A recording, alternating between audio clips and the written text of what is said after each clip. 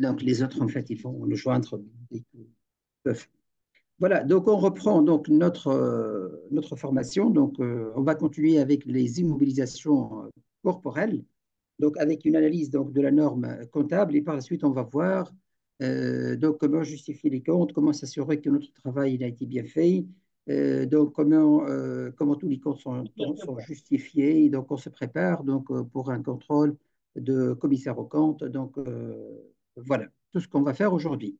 Donc, on va commencer par les dépréciations des immobilisations, donc, qui est traité donc, par la norme comptable. Et donc, il va voir ça, tout ça, en fait, on est en train d'analyser la norme comptable tunisienne. Et à la fin, en fait, de l'analyse de la norme, on va voir que, en fait, réellement, donc, la norme comptable tunisienne n'est pas de tout loin de la norme internationale. Donc, elle est pratiquement donc, identique. D'accord. Donc, on va continuer avec la dépréciation des immobilisations corporelles. On va voir donc le concept de dépréciation, les indicateurs de dépréciation et calcul et comptabilisation de la dépréciation.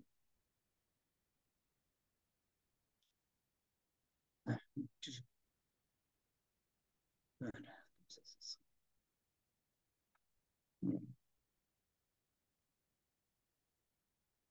Je m'excuse.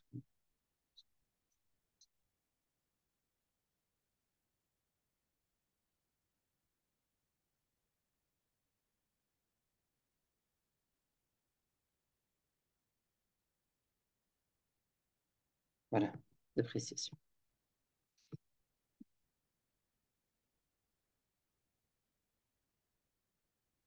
Donc, description. Donc, on va commencer par une description, comme, comme on a dit, en fait. On va faire la description.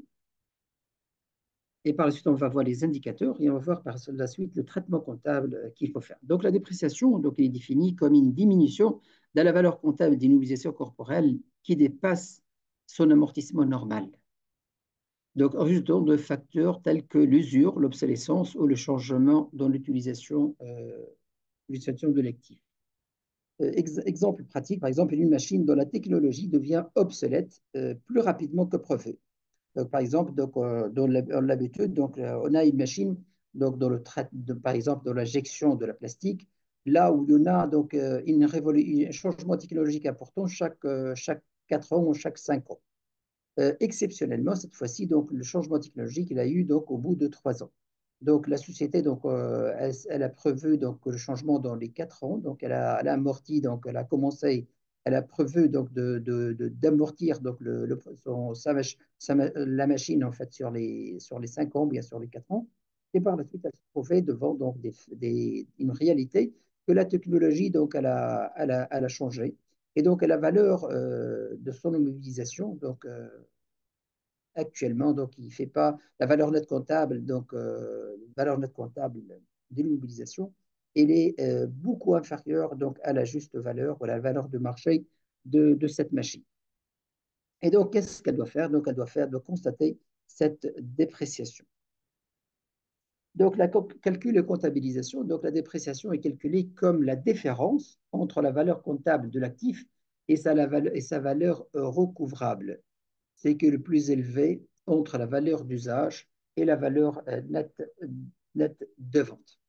Exemple, pour une machine avec une valeur comptable de 15 000 et valeur recouvrable estimée à 10 000, la dépréciation elle est de 5 000. D'accord? Donc, comme je vous ai dit, en fait, c'est la différence entre la valeur comptable et la valeur nette comptable de l'immobilisation et la valeur recouvrable qui peut être en fait la valeur d'usage ou la valeur nette des ventes. En fait, la juste valeur ou bien la valeur réelle sur le marché. Donc, la dépréciation, donc, comment comptablement on fait? Donc, on va constater donc, la charge donc, en dotation aux provisions pour dépréciation des immobilisations corporelles, 68,16, et on va créditer le compte provision pour dépréciation des actifs immobilisés. Là, en fait, on doit distinguer entre deux choses, deux cas. Donc, une dépréciation donc, qui est réversible et une dépréciation non irréversible. Donc, une dépréciation irréversible, c'est-à-dire on ne compte jamais que la valeur de mobilisation en fait, reprend. En fait, c'est-à-dire il n'y a pas la possibilité que la valeur de marché il peut augmenter donc, une autre fois. Et donc là, on parle d'une dépréciation irréversible. Et il y en a la dépréciation non irréversible, c'est-à-dire donc, non, plutôt j'ai renversé, j'ai renversé. Donc, voilà, non, c'est pas, j'ai pas renversé. C'est bon. Donc, irréversible, donc il n'y aura plus jamais donc, la possibilité que la valeur de marché reprend de valeur et augmente. Et donc, l'autre cas, en fait, c'est plutôt non irréversible, c'est-à-dire que la valeur de marché peut augmenter et donc l'immobilisation, elle peut toujours gagner de valeur euh, donc au futur. Et donc, le traitement comptable, il va différer. Donc, si la dépréciation il est irréversible, c'est-à-dire donc ça y est, donc la valeur donc elle a baissé, dans ce moment-là, on va pas constater donc une dotation aux amortissements et une provision. Pourquoi en fait la provision, on constate la provision tant qu'on compte en fait, on a toujours la possibilité de reprendre cette provision et que la valeur en fait de l'utilisation reprend un jour. C'est-à-dire, par exemple, j'ai en valeur comptable nette d'une machine de 100 000. Valeur de marché actuellement est 90 000, mais c'est fort possible. Par exemple, là, en fait, c'est impossible que la valeur, elle va reprendre. Et donc, on ne va pas constater une provision. Par contre, si par exemple, on sait très bien que l'immobilisation, donc actuelle, la valeur comptable est 100 000 et la valeur actuelle, la valeur de marché, elle est 90 000, mais c'est fort possible que la valeur, en fait, il reprend à 100 000 ou bien même dépasser le 100 000. Et en ce moment-là, on peut constater la provision parce que l'on a la possibilité de reprise de provision. Mais si on a une certitude que cette valeur, donc, elle ne va jamais reprendre, et en ce moment-là, donc, on va directement créditer le compte immobilisation et on va constater la perte donc en charge et on va constater la perte en charge. Par contre, si la dépréciation elle est non irréversible et donc la possibilité que la valeur reprend, et en ce moment-là, on peut constater donc une dotation et lorsqu'en fait la valeur donc de l'immobilisation donc gagne de valeur, on va faire donc une reprise sur voilà une reprise sur cette dépréciation. Voilà, on va faire donc l'exemple d'entreprise donc a fait l'acquisition de machines outils le 1er janvier N pour 72 000 amortissables en mode linéaire sur 5 ans. Donc fin N plus 1, test de dépréciation permet de déterminer donc une dépréciation de 12 000. Fin N plus 2, donc d'après donc nouveau test de dépréciation, la reprise de dépréciation prévue est de 8 700 euros. Présenter le plan d'amortissement et enregistrer les opérations nécessaires au 31-12. Donc là, on est devant des cas en fait, où la dépréciation est non irréversible. Euh, voilà. Donc, le plan d'amortissement, donc, on a commencé donc, par une machine, donc la valeur brute il est de 72 000, amortissement sur 5 ans et d'une façon linéaire. Donc, le plan d'amortissement donc, initial, avant les révisions, donc avant les révisions de dépréciation, donc 72 000 qui va être amorti sur 5 ans. Donc, on a un amortissement donc, annuel de 14 400. Donc, ça, premier tableau, en fait, celui-là, en fait, c'est comme s'il n'y a pas de dépréciation. Donc, on a constaté en valeur brute, donc on a constaté en valeur brute l'année M 72.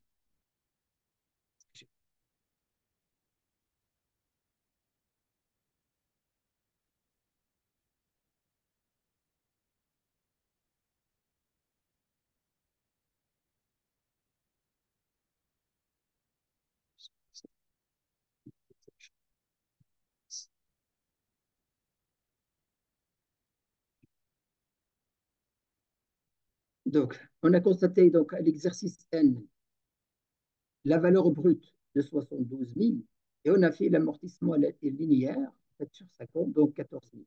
Ça, c'est s'il n'y a pas de dépréciation. Et donc, à la fin de l'année N plus 4, on a valeur nette comptable 0. Là, on va faire donc maintenant donc, le plan, plan révisé, le plan d'amortissement révisé. Qu'est-ce qu'on a ajouté? On a ajouté une colonne là où on a mis dépréciation. Donc, voilà la colonne de dépréciation. Voilà colonne de dépréciation, on va constater la dotation, donc la dépréciation et la reprise de dépréciation. Donc, au niveau de l'énoncé, qu'est-ce qu'il nous a dit? Donc, il nous a dit, en fait, l'année N plus 1, le test de dépréciation permet de déterminer donc, une dépréciation de 12 000. Donc, N plus 1, voilà, on est N plus 1, on est là. Donc, N plus 1, on va constater donc, une dotation pour 12 000. Vous voyez? Donc, la première année, qu'est-ce qu'on a fait? Donc, la première année, 72 000. L'annuité, donc l'amortissement, il est linéaire de 14 000. Donc, le cumul de l'amortissement, il est 14 000. Et la valeur nette comptable, donc 57 600. 57 600, c'est la différence entre la valeur de base, donc 72 000, moins l'annuité qui est de 14 000. Maintenant, on est devant un cas, en fait, où il y en a une dépréciation. Donc, on a constaté une dotation, donc une dépréciation de la valeur de l'immobilisation, donc pour 12 000. En ce moment-là, donc, on doit ajuster la valeur nette comptable. En fait, comment on a trouvé donc, les 31 000 valeurs nettes comptables? Donc, là, donc, la formule, c'est celle-là. Donc, on a pris le 72 000, c'est-à-dire la valeur de base. On a déduit les dotations aux amortissements de l'année N et de l'année N plus 1. Et on a aussi déduit, en fait, la dépréciation, 12 000. Donc, on a trouvé la nouvelle valeur comptable qui est 31 200. Donc, 31 200, c'est la différence entre 72 000 moins le cumul des amortissements, moins la dépréciation. Donc, on est à 31 000. Si vous voyez, en fait, le premier tableau, donc avec le N plus 1, ça a été 43 000. Et maintenant, on est à 31 200. C'est quoi la différence? La différence, ça vient de la dépréciation. D'accord? Et donc, si la valeur nette comptable, elle a changé, et certainement, donc, par conséquent, et donc, il y aura donc un changement au niveau de l'annuité, au niveau de l'amortissement. D'accord? Donc, on a 31 200, on N plus 3. Donc, l'amortissement, on doit l'amortir sur 3 ans. Il nous reste 3 ans. Donc, si on divise 31 000 sur 3 ans, on va trouver 10 400. Et donc, et une valeur, donc, cumul de l'amortissement, donc c'est 28 800. On va ajouter les 10 400, on va trouver 39 200. Donc, au niveau de l'énoncé, il nous a dit que l'année N plus 1, il y a eu une reprise de la provision pour 8 000.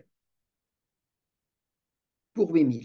Et donc, la valeur nette comptable, la nouvelle valeur nette comptable, on est à 39 000, on est la valeur donc 72 000. On va diminuer donc le 39 000 qui est le cumul des amortissements et on va ajouter donc la reprise de 8 000. Et donc, on va trouver donc la nouvelle valeur nette comptable de 28 800. 28 800, il nous reste 2 années, donc N plus 3 et N plus 4, donc 28 800. On va la diviser donc, par 2 et on va trouver donc, la nouvelle annuité qui est de 14 400. D'accord? Est-ce que c'est clair? Est-ce qu'il y en a des questions?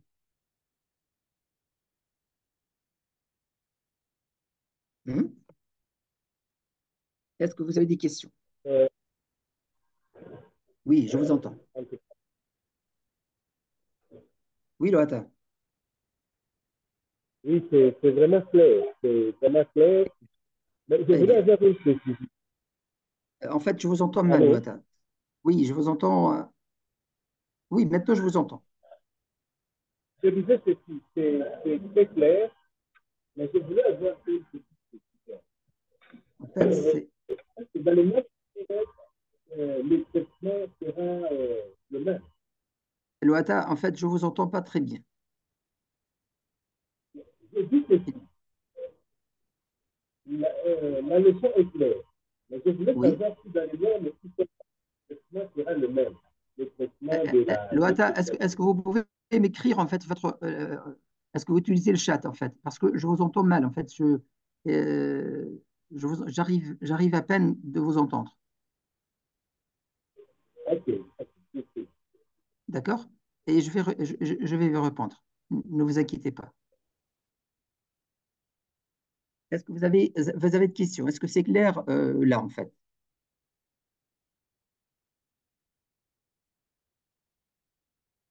Allô?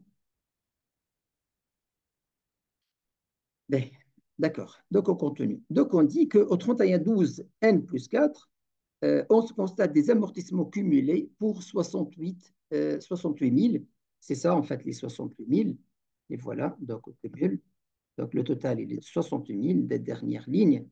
Donc, une dépréciation, donc pour 4 000 qui est la dépréciation, moins la reprise, donc 12 000 moins 8 000, donc 4 000, et la valeur nette comptable est donc nulle. Vous voyez? Donc, la valeur initiale, donc la valeur d'origine, elle était de 72 000, là, la valeur de base, d'origine,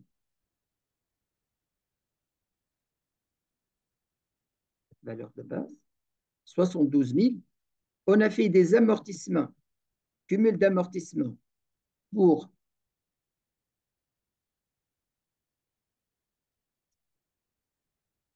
pour 68 000, cumul d'amortissement, c'est ça,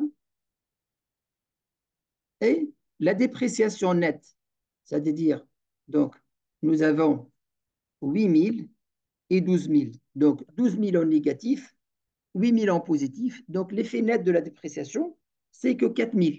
Donc, quand je cumule, en fait, 4 000 plus 68 000, et je déduis, en fait, je prends la valeur de base et je déduis le cumul d'amortissement et la dépréciation nette, et on trouve donc valeur 0. Donc, notre calcul, il est bien, il est correct. Donc, je vais lire la demande de l'OATA. Donc, je voulais savoir si, avec la norme internationale, le traitement est le même. Oui, exactement, le traitement il est le même. Et on va le voir tout à l'heure. Donc, quelles sont les petites divergences entre la norme nationale et la norme internationale. D'accord, Loata? Merci.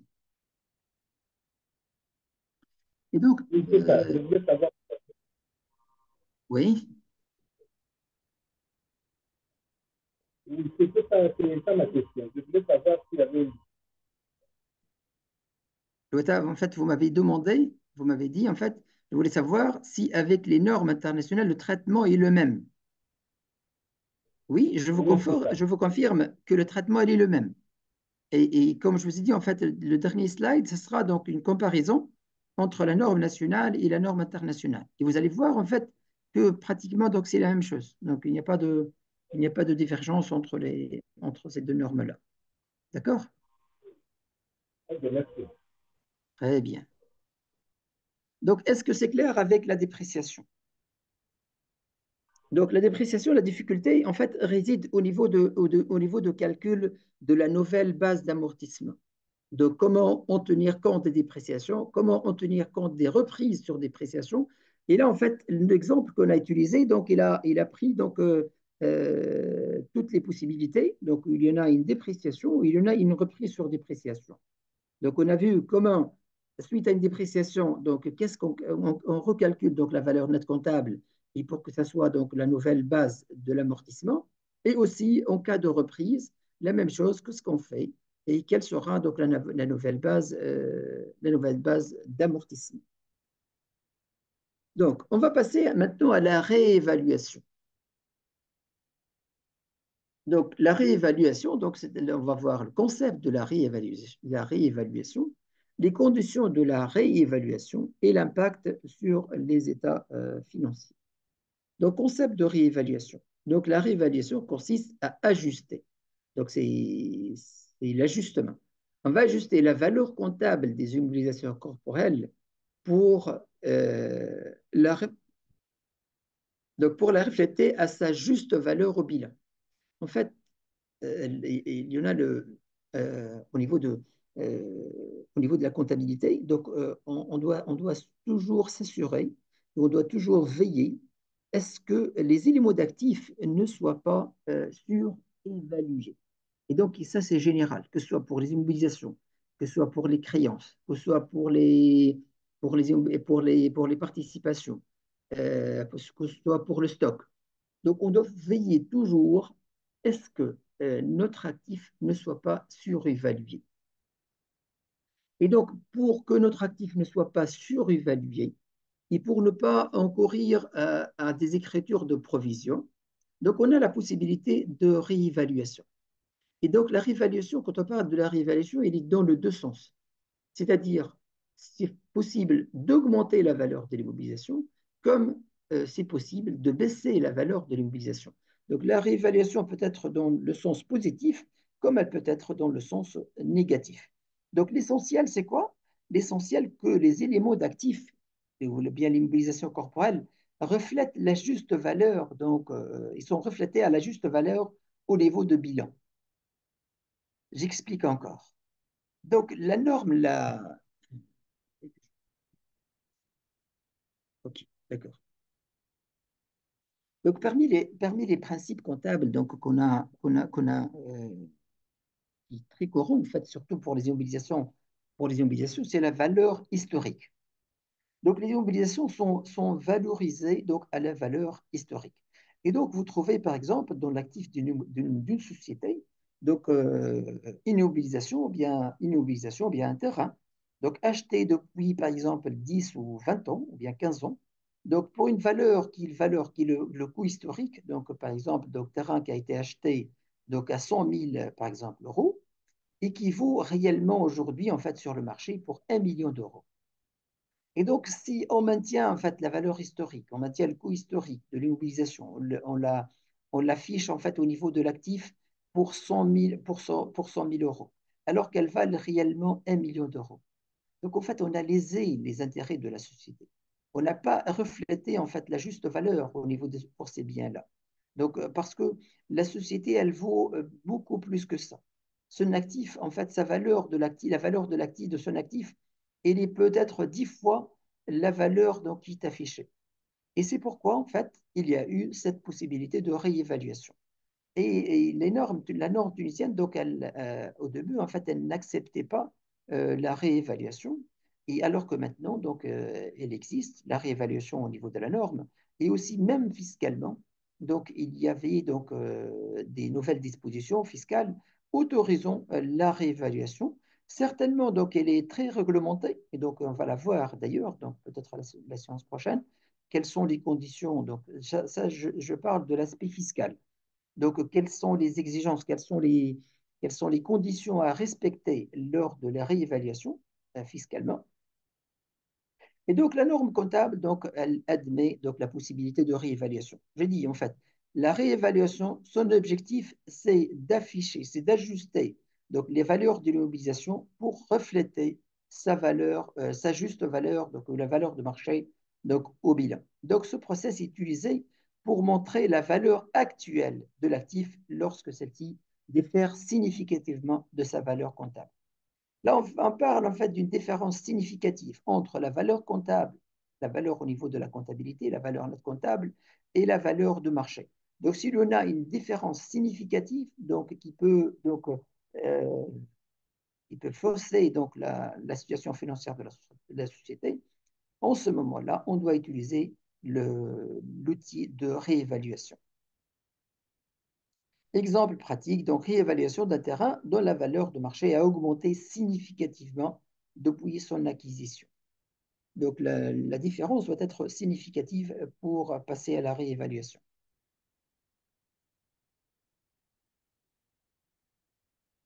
Voilà l'objectif de la réévaluation. L'objectif de la réévaluation, c'est de rendre la valeur nette comptable après réévaluation égale à la juste valeur, égale aux valeurs de marché. Et la valeur nette comptable, donc après réévaluation, c'est quoi? C'est la valeur brute après réévaluation, déduction faite des amortissements après réévaluation. La valeur nette comptable, c'est valeur brute moins amortissement. Et lorsqu'on parle de valeur nette comptable après réévaluation, et donc la valeur brute doit être après réévaluation et l'amortissement après réévaluation. Vous allez mieux comprendre lorsqu'on va utiliser, donc on va faire un exemple, donc vous allez mieux comprendre ça. Mais retenez l'objectif. L'objectif, c'est d'amener la valeur nette comptable après réévaluation à la juste valeur. Condition de la réévaluation. Donc, on dit que la réévaluation doit être effectuée régulièrement. Pourquoi, en fait, doit être faite régulièrement? En fait, pour éviter la constatation des plus-values importantes ou bien une dépréciation importante. Donc, si on fait une réévaluation régulière, par exemple, on fait une réévaluation chaque 2 ou 3 ans, c'est mieux que de la faire chaque 10 ans. Parce que quand on va le faire chaque 10 ans, on va trouver donc un plus-value ou bien une value très important. Et pourquoi, en fait, on dit, parmi les conditions de réévaluation, on doit faire cette réévaluation de façon régulière pour s'assurer, pourquoi? Pour s'assurer que la valeur comptable ne diffère pas significativement de la valeur, de la juste valeur à la date du bilan et doit être systématique pour toute la catégorie d'actifs. Donc, la réévaluation. Là, en fait, il y en a une différence entre la réévaluation comptable et la réévaluation fiscale quand on voit, en fait, quand on parle des catégories d'actifs. Parce qu'en fait, fiscalement, donc il a limité quelles sont les catégories d'actifs qui c'est possible de faire de réévaluation. Alors que comptablement, donc il n'y a pas de limite. Donc elle doit être systématique pour toutes les catégories de l'actif. D'ailleurs, de ça, c'est une divergence entre la norme comptable et la norme fiscale. Mais comptablement, tous les éléments de l'actif peuvent être réévalués. Exemple, réévaluation de tous les terrains et bâtiments en cas de fluctuation significative de marché immobilier. Fréquence de la réévaluation, il diffère certainement entre, comme je vous ai dit, en fait, l'essentiel que l'évolution de la valeur, donc la valeur de la juste valeur, en fait, la fréquence dépend de cette fluctuation de la juste valeur. Si l'on a, par exemple, la juste valeur, donc il passe, pour que cette variation soit significative, en fait, c'est chaque 2 ans. Chaque 2 ans, la juste valeur, elle change d'une façon significative. Par conséquent, on doit régulariser, on doit faire cette réévaluation chaque 2 ans. Par contre, par exemple, pour un terrain donc, dans une zone, par exemple, délocalisée, là où en fait la juste valeur, elle varie d'une façon significative que chaque 5 ou 6 ans, ou bien 10 ans. En ce moment-là, on doit faire la réévaluation chaque 5 ou 10 ans. Donc, on doit suivre la variation significative de la juste valeur. Donc, l'impact sur les états financiers. Donc, si la juste valeur est supérieure à la valeur comptable, la différence est créditée directement aux capitaux propres sous forme de réserve de réévaluation. Là, en fait, c'est la norme de prudence qui intervient. Donc, elle nous dit que c'est vrai, la juste valeur de ce bien-là, donc, il est beaucoup, il est différente, il est supérieur donc, à la valeur nette comptable. On vous donne la possibilité d'afficher votre actif et de recalculer votre actif et de l'afficher pour la juste valeur. Mais attention, il ne faut pas que ça génère donc un produit immédiat. Pourquoi? Parce que le produit n'est pas encore réalisé. Et donc, par prudence, donc on ne va pas constater et on ne va pas affecter le résultat de l'exercice par cette réévaluation. Et donc, quelle sera donc la solution? La solution est de constater en fait cette différence, non pas en produit ou bien en charge, mais plutôt on va la constater en capitaux propres dans un compte qu'on va l'appeler réserve de réévaluation.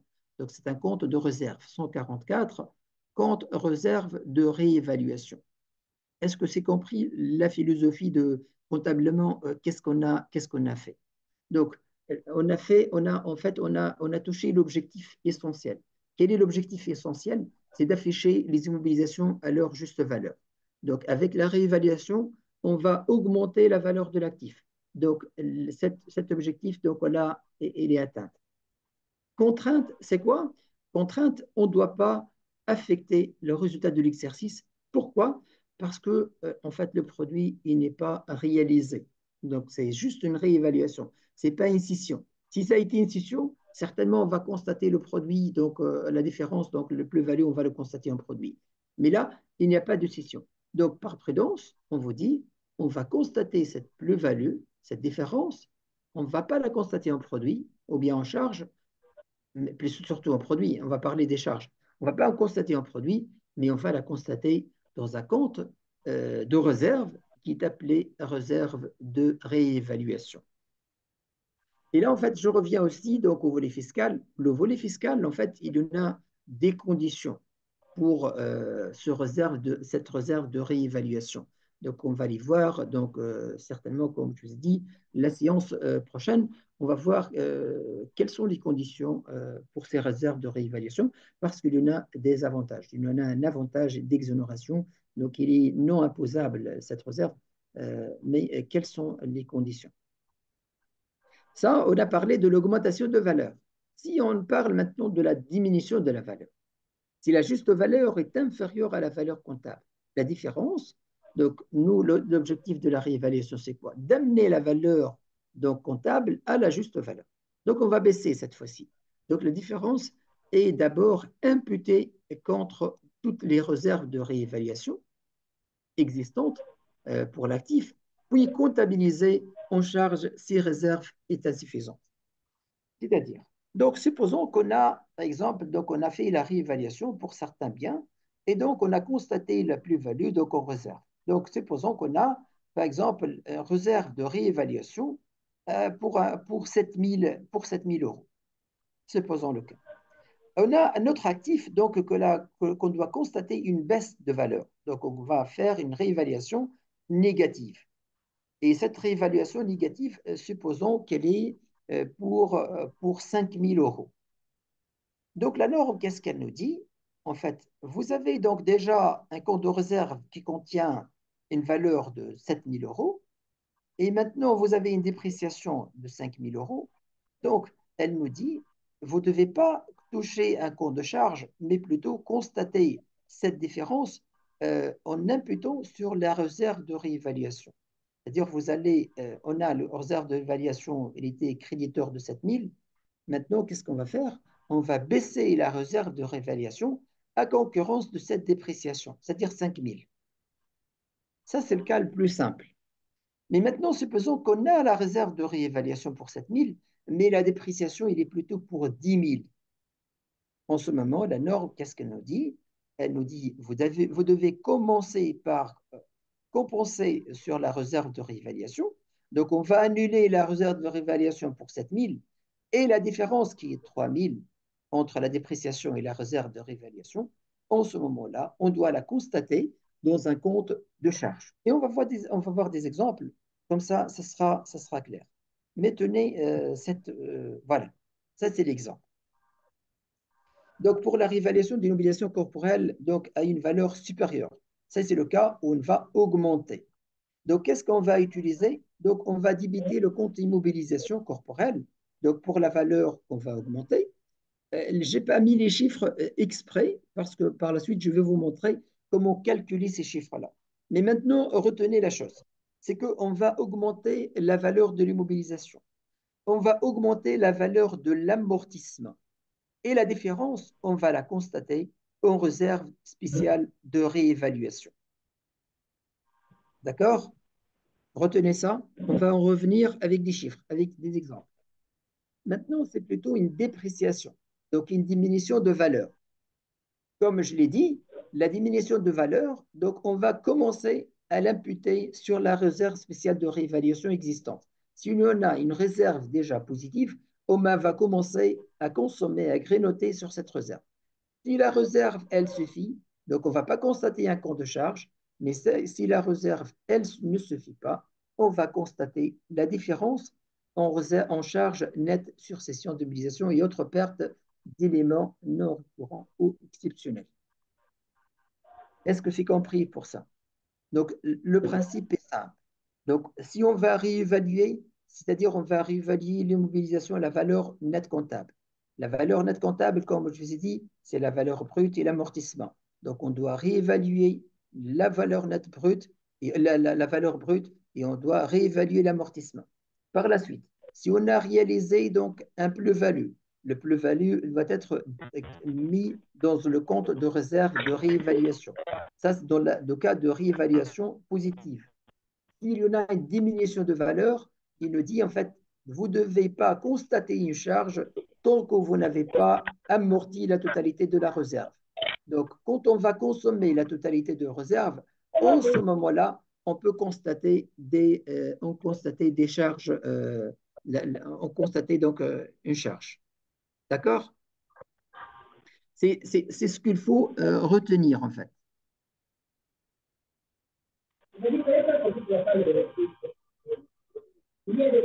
Est-ce que c'est clair jusqu'au moment? Moi, j'ai une préoccupation. Euh, Loata, c'est vous qui vous demandez la parole? Oui. Oui, je voulais dire ceci. Par rapport au dernier cas que vous venez d'exposer, selon lequel il y a diminution. Et la diminution en question couvre toute la partie de réserve de l'évaluation. Bon, dans notre pays, on a le système OADA, on parle des cas de l'évaluation. Bon, cette différence-là supplémentaire sera enregistrée en charge. Loata, Mais en fait, maintenant, je vous entends très mal. Je vous entends très mal, en fait. J'arrive pas à vous entendre. Je vais réexpliquer ça. Je vais mettre quelques chiffres, mais il ne faut pas les retenir parce que ce ne seront pas des vrais chiffres.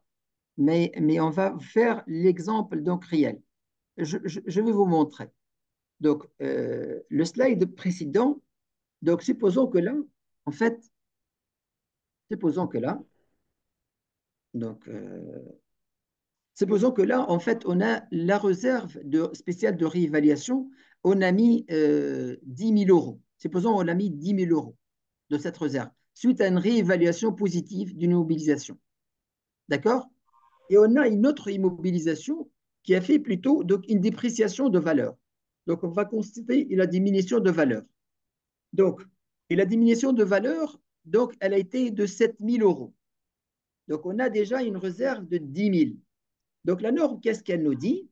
Elle nous dit, vous allez baisser donc, la valeur de l'immobilisation donc, pour cette différence, c'est-à-dire 7 000, mais les 7 000, mais en fait, vous ne devez pas toucher un compte de charge tant que vous n'avez pas épuisé, vous n'avez pas donc soldé le compte de réserve spéciale de réévaluation. Donc, elle nous dit, commencez à consommer donc, cette réserve spéciale de réévaluation avant de constater une charge. Dans le cas où la baisse il est de 7 000, donc la réserve elle a été de 10 000. Donc, on a suffisamment de réserves pour couvrir cette diminution de valeur. Donc là, on ne va pas constater de compte de charge. Ce compte-là, de compte de charge, il ne va pas être constaté. Il n'y aura pas ce compte de charge dans ce cas-là. Mais supposons maintenant, comme je l'ai dit, en fait, on a la réserve, elle est de 10 000. Et la dépréciation de l'autre immobilisation, plutôt, il est de 12 000. Donc, qu'est-ce qu'on va faire maintenant? On va consommer la totalité de la réserve. Donc, au niveau de la réserve, on va mettre au débit, on va mettre 10 000 pour solder totalement donc, le compte de réserve. L'immobilisation, elle a baissé de 12 000. Donc, la différence entre 10 000 de réserve et 12 000 de baisse, les 2 000, on va les constater en compte de charge. Donc, et de cette façon, en fait, on n'a pas imputé la totalité de la charge ou la totalité de la dépréciation sur l'exercice. C'est-à-dire, on a consommé des réserves déjà constituées. C'est ça l'esprit de la norme. Elle vous dit, le plus-value, vous ne constatez pas en produit tant qu'il n'est pas réalisé et donc vous allez le constater en compte de réserve. En cas de baisse, en cas de diminution de valeur, donc la première des choses, commencez par consommer votre réserve que vous avez constatée et par la suite, si la réserve est insuffisante, en ce moment-là, vous pouvez constater une charge. Mais vous ne devez jamais constater une charge tant que le compte de réserve spécial de réévaluation présente encore un solde positif. C'est ça le principe qu'il faut retenir. Est-ce que c'est clair là, Loata? Monsieur Terek, Oui, euh, ma préoccupation est qu'à ce moment-là, la réévaluation va impacter les résultats de l'exercice. Or, selon les principes de la réévaluation, elle ne peut pas impacter les résultats de l'exercice car ça ne permet que d'afficher la juste valeur de l'actif net comptable. Ça ne peut pas impacter les résultats de l'exercice. oui, elle ne va pas impacter le résultat de l'exercice en cas d'augmentation de valeur, ça, elle ne va pas. En cas de diminution de valeur, le seul cas, en fait, où elle va impacter l'exercice, si on n'a pas suffisamment de réserves pour couvrir cette baisse de valeur. Ah, ok, j'ai compris. Ok. D'accord? Donc, c'est le seul cas. Mais en fait, si on peut résumer, on va trouver trois cas. S'il y en a augmentation de valeur, on ne va pas toucher le résultat de l'exercice. S'il y en a une baisse de valeur, en ce moment-là, si la réserve couvre cette baisse de valeur, on ne va pas toucher l'exercice, on ne va pas impacter l'exercice. Et le troisième cas, le cas exceptionnel, c'est que les réserves ils sont insuffisants pour couvrir cette dépréciation. En conséquent, maintenant, cette différence, elle va toucher l'exercice. Mais l'exercice va toucher, elle va être touchée et impactée pour juste la petite différence entre la réserve et la charge et la dépréciation. D'accord? C'est clair? C'est clair, c'est clair. Excellent. Donc, on va faire l'exemple maintenant.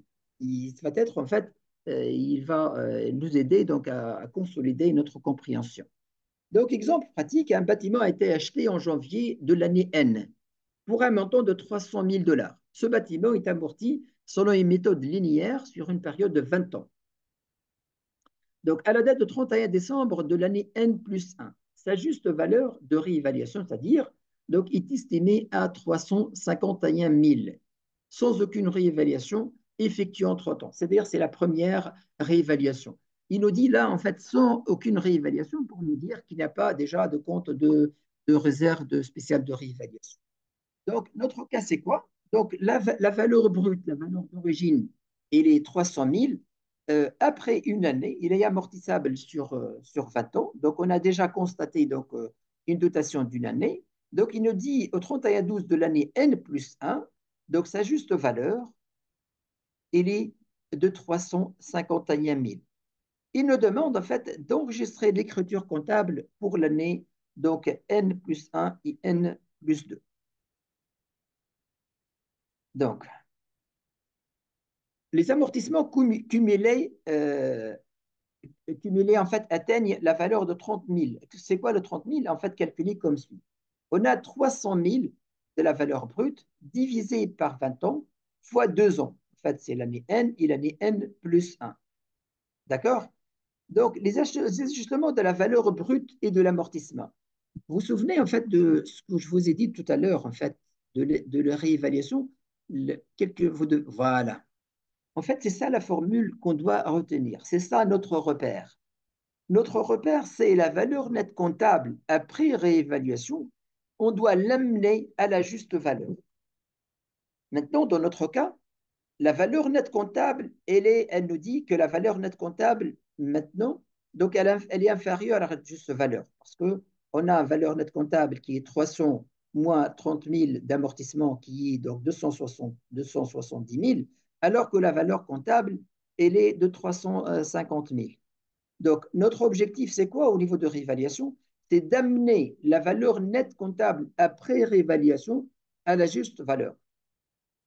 Mais la valeur nette comptable, en fait, c'est une valeur qui est composée. En fait, qui est composée de quoi? Qui est composée de la valeur brute et elle est composée aussi de l'amortissement. C'est ça, en fait. Voilà. Donc, on a deux valeurs.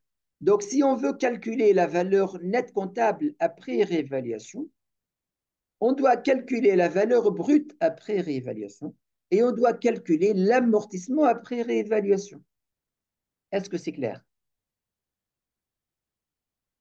Si on parle de la valeur nette comptable, on ne parle pas de réévaluation.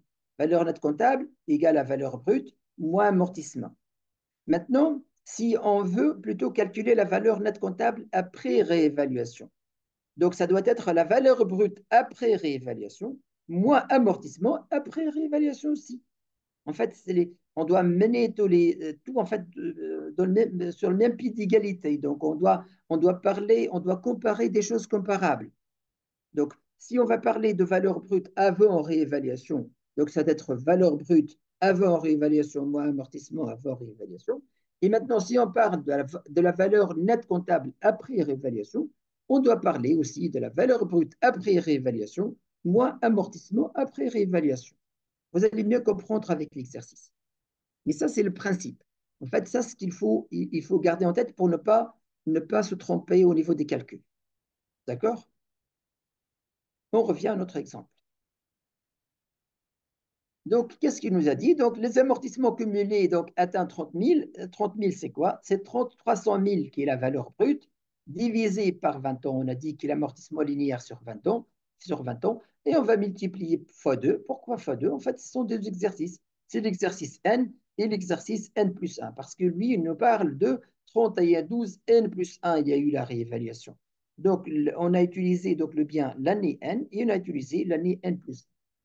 Donc, l'ajustement de la valeur brute et de l'amortissement. Donc, pour calculer la valeur nette comptable après réévaluation, donc on doit ajuster la valeur nette avant la réévaluation et ajuster aussi l'amortissement avant réévaluation.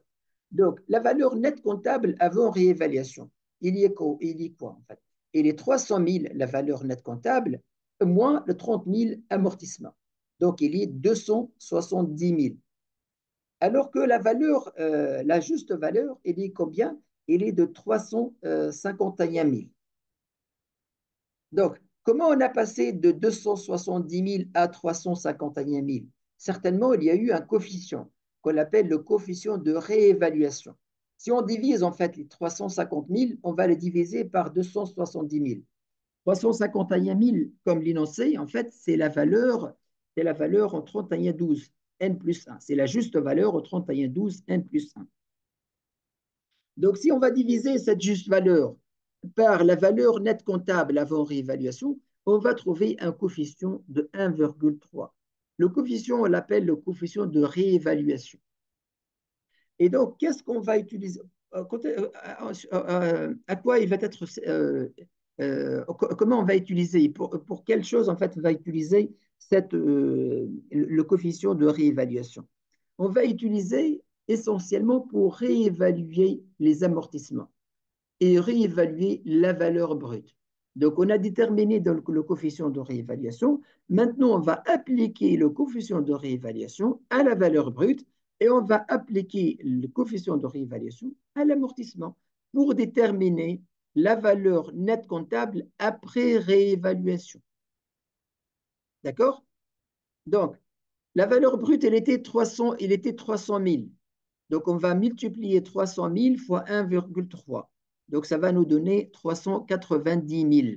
Donc, il y en a une augmentation au niveau de valeur brute pour 90 000.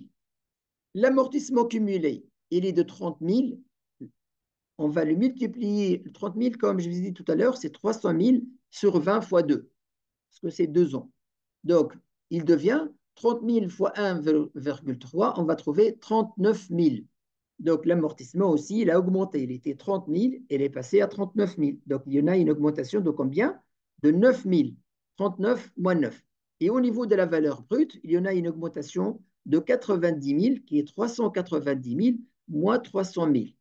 Donc, la nouvelle valeur comptable, cette valeur-là, c'est celle qu'on va l'appeler la valeur nette comptable après réévaluation.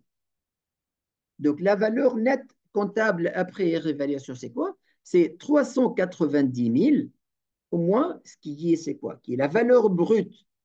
Donc là, si on va prendre ça, c'est la valeur brute qui est valeur brute réévaluée, qui est 390 000, moins l'amortissement cumulé réévalué, qui est 39 000, on a trouvé la valeur nette comptable réévaluée, 351 000.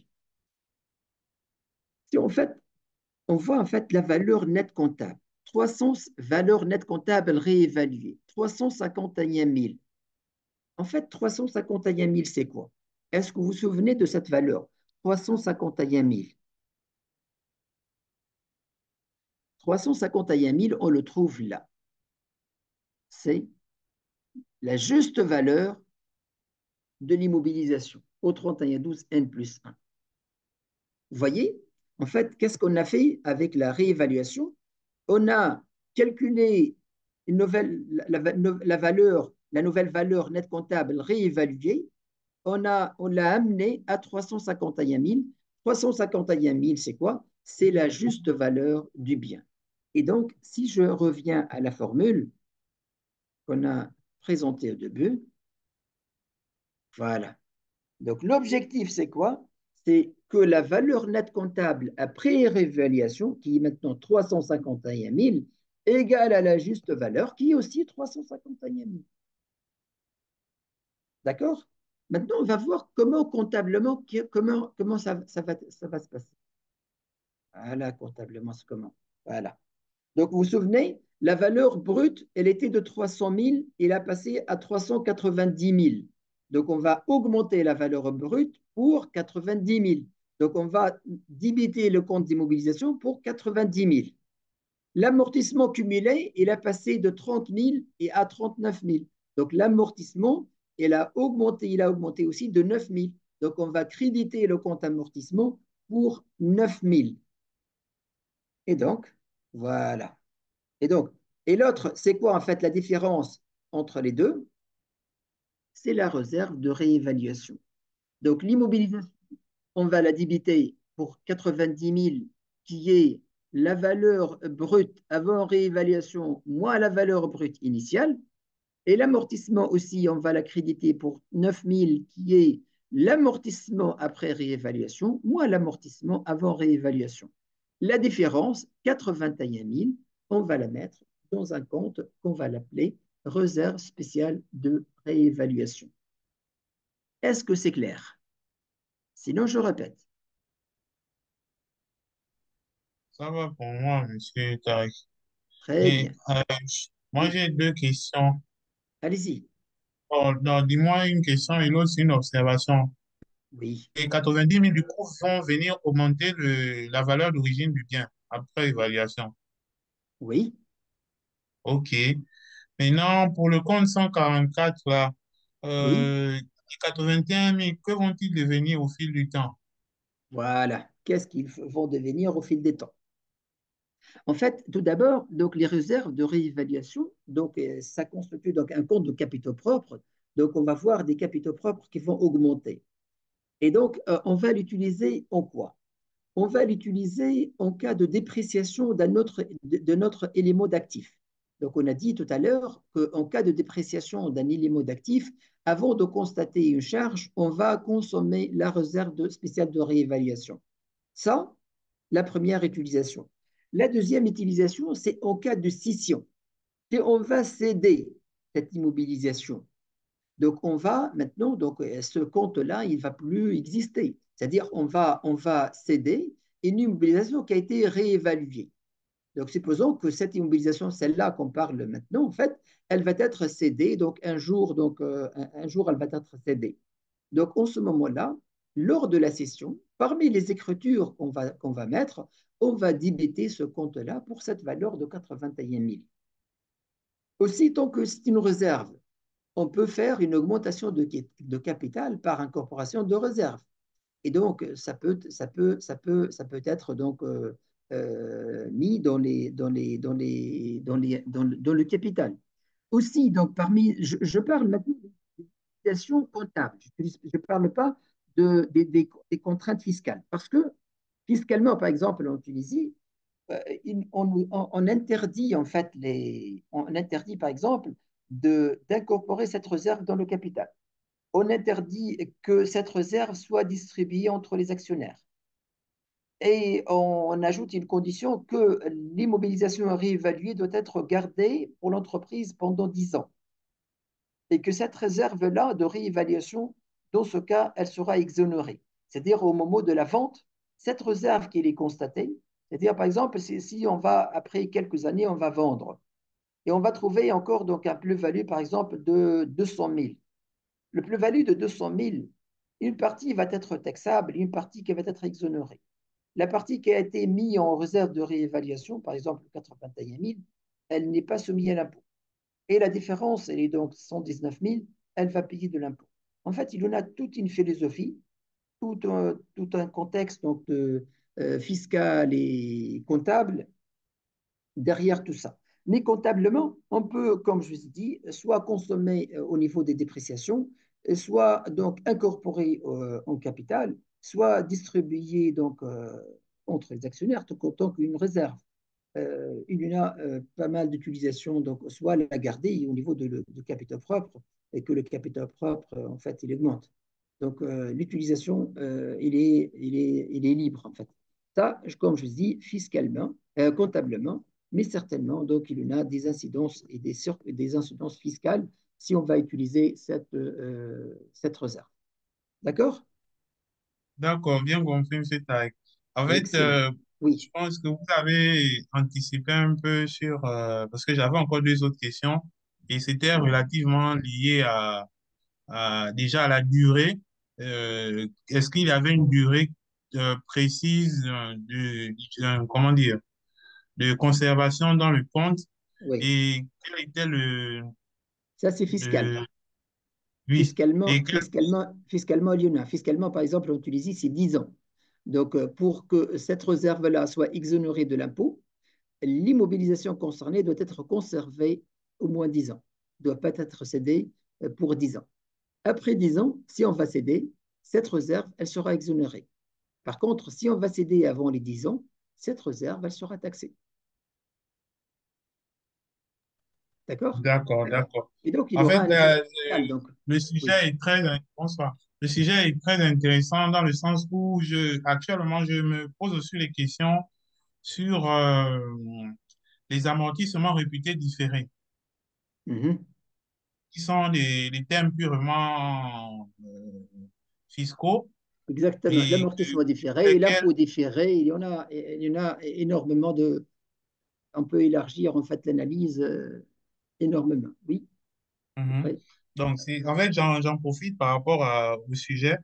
Euh, oui, donc, je disais que par rapport aux amortissements différés, réputés différés, qui mhm. sont un terme fiscal Fiscal. pour lesquels la comptabilité n'a pas forcément prévu des enjeux en termes d'impact dans la comptabilité.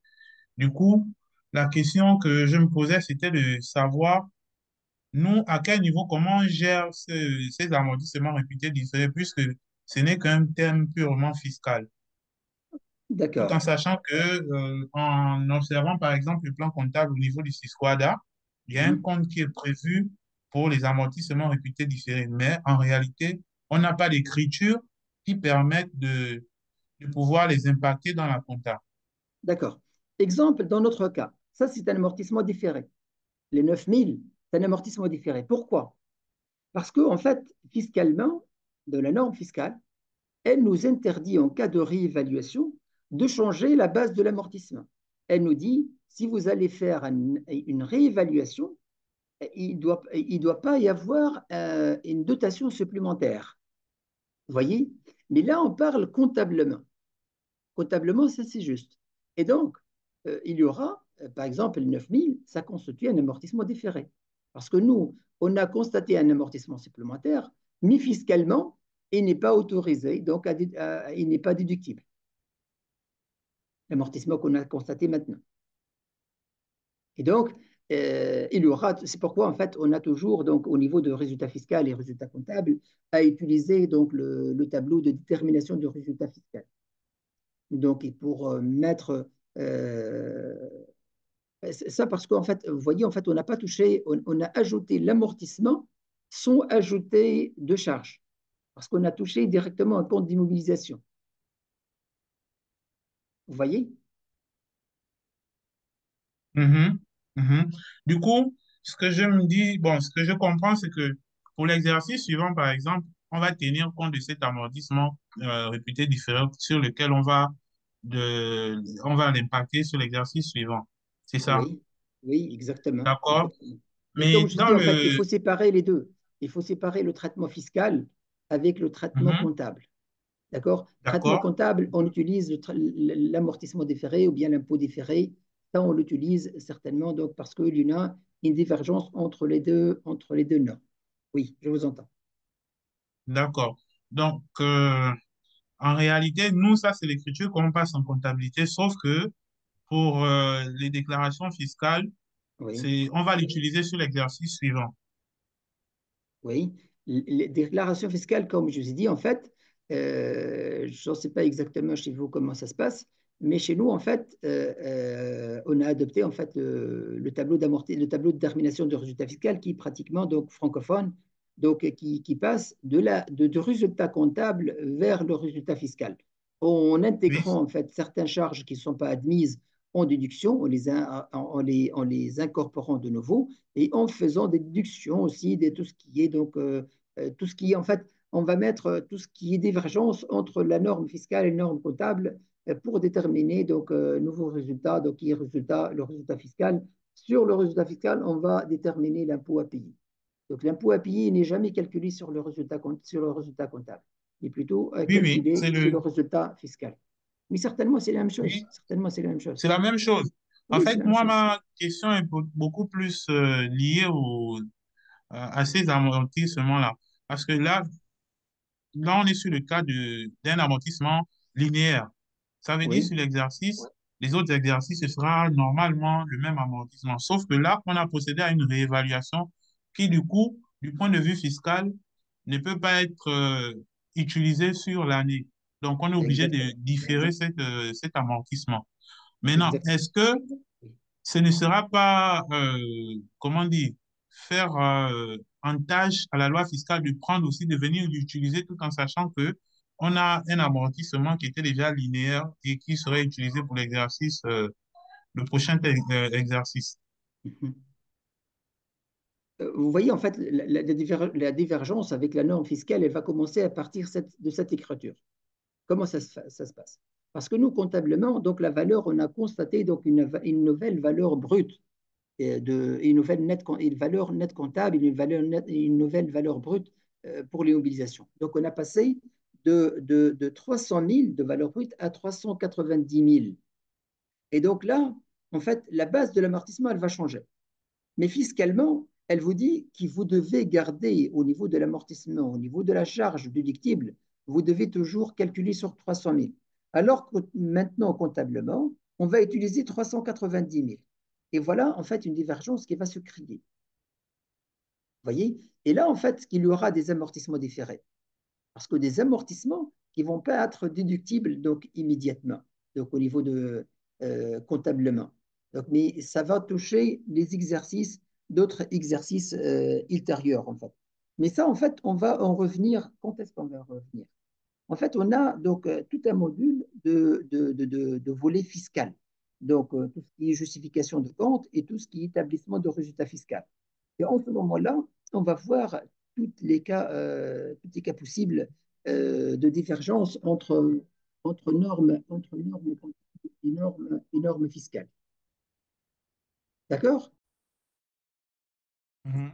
Le, j'ai bien compris le sujet encore. En tout cas, il est intéressant dans le sens où c'est réellement l'impact de cet amortissement au niveau de l'écriture qui m'intéresse beaucoup.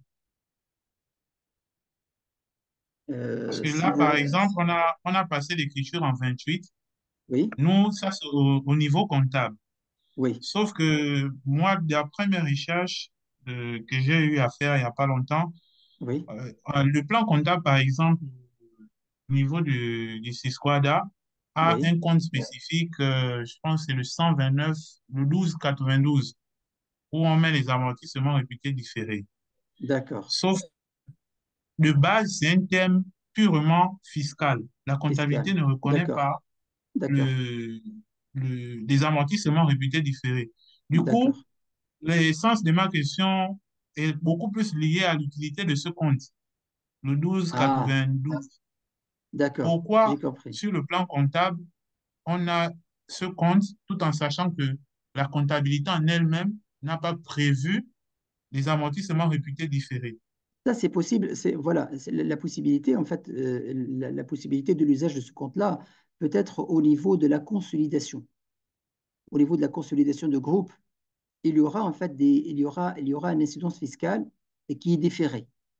Et moi, je me souviens, en fait, j'ai utilisé pas mal de fois, en fait, c'est tout ce qui est tout ce qui est impôt différé au moment de la consolidation. C'est possible que je me souviens je sais pas exactement de fait de détail, mais je pourrais vérifier et voir en fait, parce qu'au niveau de consolidation, il y a tout un travail de, de, de, de reformulation en fait de la balance de la balance en fait de chaque filiale et tout ce qui est annulation des écritures donc intergroupes. Et ces écritures et ces annulations-là, en fait, ils peuvent avoir donc une incidence fiscale et de l'impôt différé donc au niveau de ces comptes-là. Je ne peux pas vous donner plus de détails, je dois vérifier ça, mais je peux vous envoyer quelques documents, donc si vous voulez, euh, juste que je révise un peu, parce que j'ai oublié, vraiment j'ai oublié de détails des circonstances au moment de la. Mais je peux vous fournir plus de détails, Inch'Allah, j'essaierai de le faire donc, dans 2 jours peut-être. Je vais voir donc, les travaux. D'accord, Et donc, monsieur Tarek. d'accord, Merci pour comme ça, donc, le temps vous serez accordé pour les bien questions. éclairé. Merci beaucoup, je vous en prie. Donc, on va passer maintenant donc, donc, l'échange d'immobilisation corporelle. Donc, il y en a par exemple une scission. Donc, la scission, c'est plutôt donc, on va céder donc, une mobilisation en contrepartie donc, de trésorerie. Mais là, en fait, il y en a la possibilité. La norme, elle a utilisé, elle a développé la partie échange d'immobilisation corporelle. Donc, l'objectif, c'est quoi? L'objectif, c'est de comprendre les règles comptables et spécifiques applicables à l'échange d'immobilisation corporelle selon la norme comptable relative aux immobilisations corporelles. Une seconde, s'il vous plaît.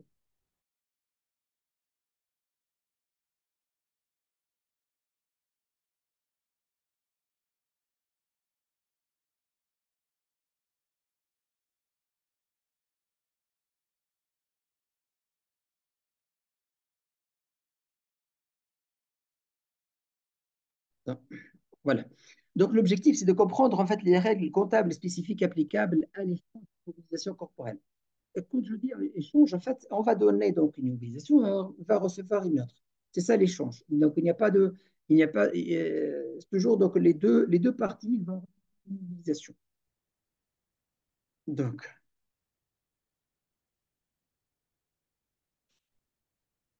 des définitions clés, immobilisation corporelle, ça on le sait. La juste valeur. La juste valeur, c'est le prix auquel un actif pourrait être échangé entre une partie informée et consentante. Condition de reconnaissance d'un échange. Critères de comptabilisation. Un élément doit être comptabilisé à l'actif si des avantages futurs, ça ou en fait, règle générale de comptabilisation des actifs. Donc, il faut un avantage économique futur, il faut que le coût soit mesuré d'une façon fiable. Principe général. La juste valeur des immobilisations reçues ou cédées est utilisée pour enregistrer l'échange. Donc l'échange, il est fait, ça c'est le principe général, en utilisant la juste valeur, que ce soit de biens reçus ou cédés. Mais on va voir par la suite du détail. La différence entre la juste valeur de l'actif reçu et celui cédé est ajustée par une soulte en liquidité ou équivalent. Donc, il y aura, avec l'échange, il y aura certainement donc, une partie qui peut être donc payée en espèces, donc que ce soit payé ou bien reçu en espèces pour la différence de deux justes valeurs. Cas spécifique, actif de nature différente. Donc, on va voir maintenant les cas où l'actif est de nature différente et le cas de l'actif de même nature. Donc, dans le cas l'actif de nature différente, donc l'évaluation à la juste valeur de l'actif reçu, donc ajuster des soultes, ça c'est au niveau de l'évaluation. Donc, l'évaluation, donc elle va être faite à la juste valeur de l'actif reçu. Donc, ça c'est dans le cas où l'actif de nature différente. Donc, et l'ajustement donc, fait par la soulte éventuellement. L'actif de même nature. Donc, l'évaluation à la valeur comptable de l'actif cédé.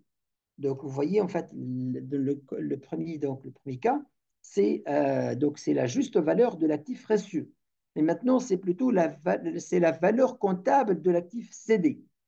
Donc, aucun résultat n'est reconnu dans l'immédiat car les actifs sont de nature similaire et utilisés de la même manière. Donc, on va revenir sur cette définition d'actifs de nature différente ou bien de même nature. Traitement comptable, en fait, reconnaissance de gains et de pertes. Les gains et pertes résultant d'échanges d'actifs de nature différente sont reconnus immédiatement. Donc, si les biens sont différents, donc les deux biens en fait d'actifs sont différents, donc il y aura un résultat donc que ce soit gain ou bien perte. Pour les actifs de même nature, les échanges de valeurs ne génèrent pas de gain ou de perte. On va faire résumer. Donc, c'est quoi en fait des biens de même nature? Donc on dit en fait, on considère que les biens non monétaires sont de même nature lorsque sont de la même catégorie, c'est-à-dire remplissent les mêmes fonctions ou sont utilisés dans le même secteur d'activité, tel que échange d'équipement d'un ancien modèle contre un équipement de nouveau modèle. Donc, on ne peut pas dire, par exemple, donc, similaire, si on va changer donc, une immobilisation, un immeuble contre un terrain, ou bien une machine contre un terrain, ou bien une machine contre un appartement. Donc, ça, c'est pas c'est pas, on ne dit pas de même nature. Et la deuxième condition, la juste valeur doit être rapprochée, c'est-à-dire la juste valeur de biens cédés, la juste valeur de biens reçus, ils sont rapprochés. Il n'y a pas de différence significative entre les deux. En ce moment-là, si ces deux conditions sont justifiées, on parle d'échange de biens de même nature. Donc, les deux conditions sont cumulatives. Et donc, vous voyez, en fait, les deux conditions, c'est rarement où ils sont cumulés, ils sont validés les deux ensemble. Ça, pour donc carte mentale, en fait, l'échange d'immobilisation corporelle, vous voyez, en fait, les deux possibilités, c'est donc des actifs de même nature ou bien des actifs de nature différente. Si on va parler d'actifs de même nature,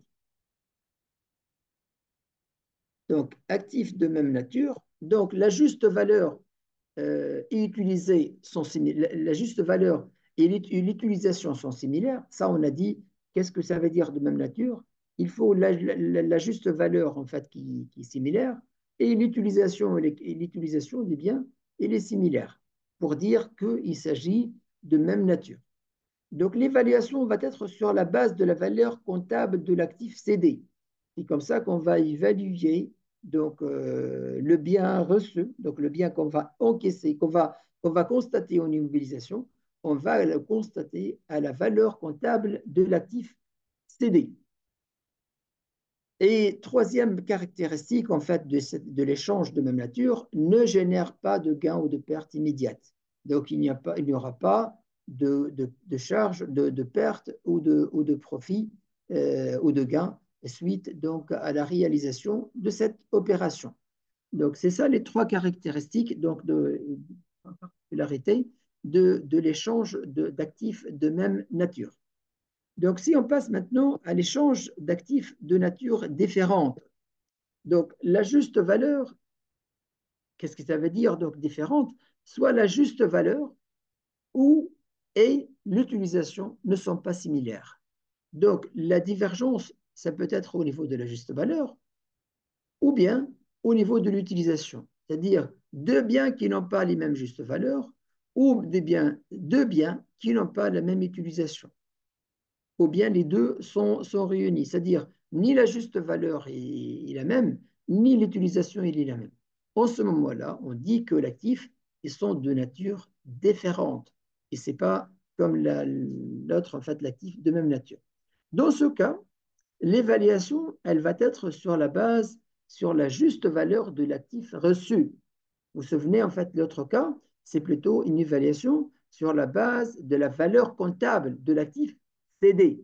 Maintenant, c'est plutôt la juste valeur de l'actif reçu. Et en cas et la génération de gains ou de pertes, elle est immédiate. C'est-à-dire, dans chaque cas d'échange, il y aura certainement de gains et de pertes qu'on doit constater en charge ou en produit. Donc ça, pour mémoriser, en cas d'échange, il faut distinguer actifs de même nature, actifs de nature différente. Et dans chacune, on aura un traitement particulier. On a vu la définition, on a vu l'évaluation, comment elle s'est faite, et on a vu l'incidence sur le résultat Donc, actifs de même nature, d'incidence sur résultat. Actifs de nature différente, il y en a incidence sur résultat, c'est-à-dire gain ou perte. On va faire l'exemple. Une société A échange avec une autre société B une immobilisation contre une autre immobilisation aux conditions suivantes. Immobilisation donnée par A à B, valeur comptable nette chez A 10 000, valeur brute 14 000 moins amortissement 4 000, ça donne 10 000. La juste valeur, c'est 12 000 et la soulte reçue en espèces, c'est-à-dire donc le montant reçu en espèces par A 4 000. L'immobilisation donnée par B à A, valeur comptable nette de chez B, elle est de 10 000, qui est 18 000 moins 8 000 amortissement, et la juste valeur, elle est de 8 000. Dans notre cas, dans notre exemple, est-ce qu'on parle de biens de même nature ou bien de biens de nature différente? Quel est votre... Est-ce que ce sont des actifs de nature différente ou des actifs de même nature dans cet exemple? Est-ce que vous avez de réponse? Il faut toujours en fait garder en tête les définitions. C'est ça la force de la comptabilité. C'est ça là, ce qui fait la force d'un comptable, d'un expert comptable. C'est le retien de définition. Parce que la définition, elle va nous permettre en fait, elle va nous permettre c'est pas d'ajuster, mais plutôt dire devant chaque situation, on va voir quelle est la norme ou bien quel est le champ d'application. Quand on sait le champ d'application, est-ce que cette situation, elle est en ligne avec le champ d'application, avec la définition? Est-ce qu'il y en a une concordance entre les deux ou bien en fait il n'y a aucune concordance? Tout à l'heure, qu'est-ce qu'on a parlé? On a divisé, on a dit qu'il y en a deux cas. En cas d'échange, on doit distinguer entre deux. Actifs de même nature ou actifs de nature similaire ou bien de nature différente. De nature différente ou bien similaire, qu'est-ce qu'on a dit? En fait, il y en a deux choses, deux critères. La juste valeur et l'utilité. Donc, là, en fait, sur la base, on a dit et ou, en fait, soit ça et ça. Donc, pour les de même nature, si en fait la juste valeur elle est la même et l'utilisation elle est la même. Dans notre cas, en fait, il y en a un échange d'une mobilisation. Il nous a aucune description de l'immobilisation. Donc, on ne peut pas dire est-ce que vraiment donc l'immobilisation de même utilisation ou bien c'est pas de même utilisation. Quelle est la deuxième condition? Quel est le deuxième critère? Il nous reste, en fait, le deuxième critère, c'est la juste valeur. Donc, quand on voit, en fait, la juste valeur du premier article chez A, la juste valeur de l'immeuble chez A est de 12 000, alors que la juste valeur du bien chez B il est de 8 000, donc en ce moment-là, on va dire que les deux justes valeurs ne sont pas les mêmes. Et donc, si les deux justes valeurs ne sont pas les mêmes, donc on va appliquer ceux-là actifs de nature différente. Pourquoi on va appliquer ça? Parce que la définition, la juste valeur et ou l'utilisation ne sont pas similaires. Et donc, on va appliquer actifs de nature différente. Et si on va appliquer actifs de nature différente, l'évaluation, elle est sur la base de quoi? L'évaluation, elle est c'est-à-dire quand on dit l'évaluation, c'est-à-dire l'entrée de l'actif en immobilisation. Donc l'évaluation, elle va se faire sur la juste valeur de l'actif reçu. Aussi, on peut réaliser des gains ou des pertes. D'accord? Donc, on va tout d'abord donc on doit se situer là, on doit se situer donc sur cette norme-là, sur cette question. Hein.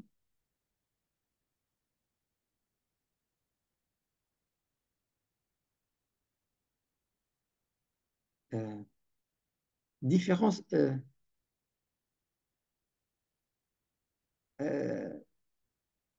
Ahmed, concernant différence significative. Oui, différence significative entre les deux justes valeurs. Oui, entre les deux justes valeurs, voilà.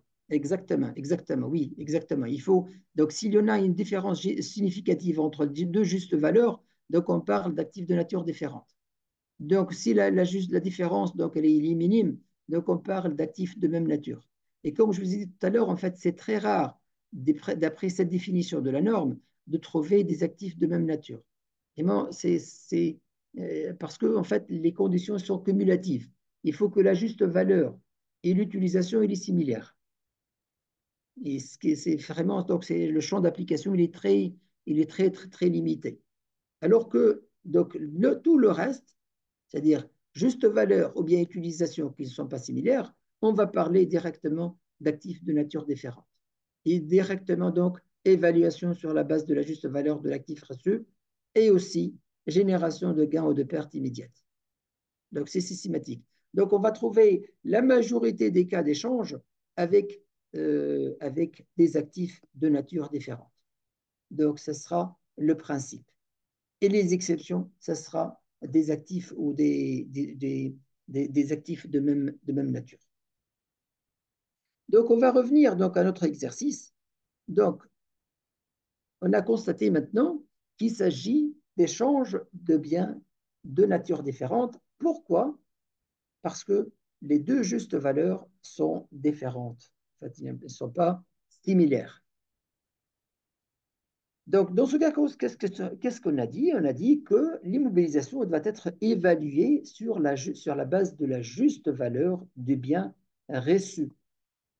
Et ce qu'on va appliquer. On va voir maintenant de la comptabilité de A et la comptabilité de B. Donc, voici la comptabilité de A. Donc, l'immobilisation incorporelle, on a débité 22 pour le montant de combien? De 8 000. Qu'est-ce que 8 000? C'est la juste valeur de bien reçu. Voilà les 8 000. Parce que, donc, voilà les 8 000. Donc, c'est A, il va recevoir le bien de B, qui est juste, sa juste valeur, c'est quoi? C'est 8 000. Donc, on va constater donc le 8 000 et par la suite, on va constater la sortie de l'immobilisation, notre immobilisation. Donc, l'immobilisation, comment on fait au moment de la sortie?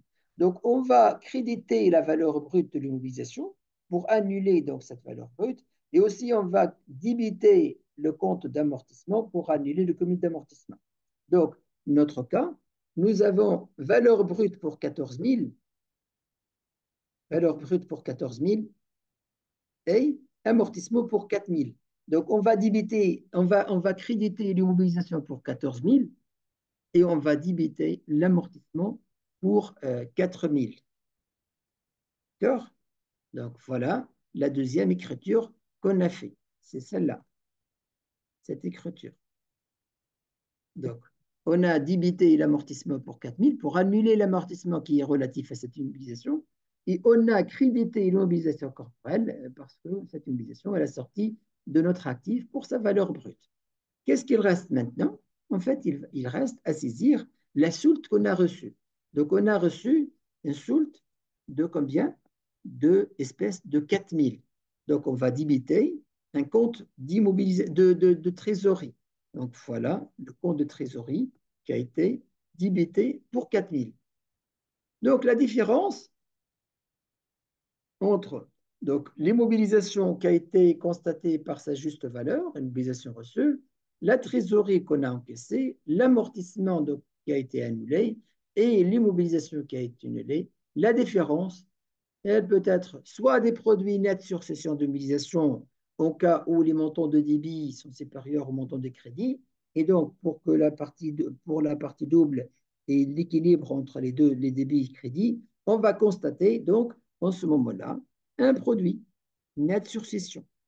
Supposons maintenant en fait qu'on a crédité pour 14 000, mais au niveau de débit, par exemple, la juste valeur de l'immobilisation ou bien la trésorerie qu'on a reçue, on n'a reçu que 1 000 dinars seulement.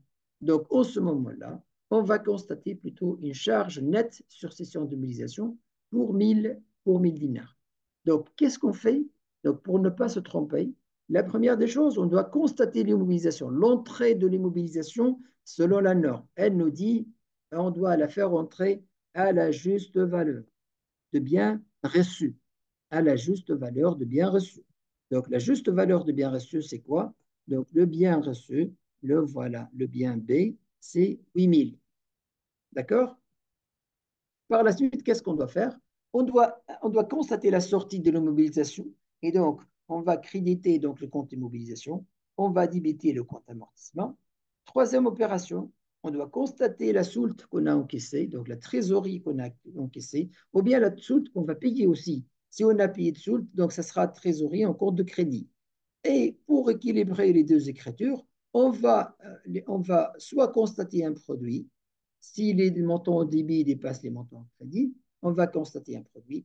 Et si les montants de crédit dépassent les débits, on va constater un compte de charge de cession, de charge nette sur cession d'immobilisation.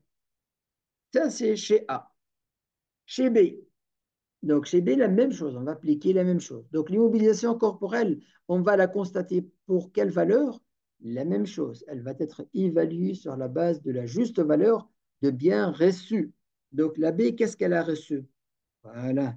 Donc, la B, elle a reçu le produit de A, qui est quoi? Qui est combien? Qui est 12 000. Donc, elle a reçu. Donc, elle va constater l'immobilisation corporelle pour 12 000. Ça, c'est la première écriture qu'elle va faire. La deuxième écriture, elle va annuler l'immobilisation qu'elle a. Donc, pour 8000 et 18 000, amortissement 8000 et 18 000, la valeur brute. La troisième écriture, c'est qu'elle va constater le compte de trésorerie, donc la trésorerie qui a été payée. En fait, elle a payé 4000, donc elle va créditer le compte trésorerie. Et la différence, comme d'habitude, soit un compte de 636 dans notre cas, de perte sur cession, ou bien un produit sur cession. Donc, c'est la même chose. Donc, gardez, en fait, l'écriture, elle se fait sur pratiquement 4 étapes. La première étape, c'est de constater l'immobilisation reçue à la juste valeur de biens reçus. Deuxièmement, faire constater la sortie de biens cédés.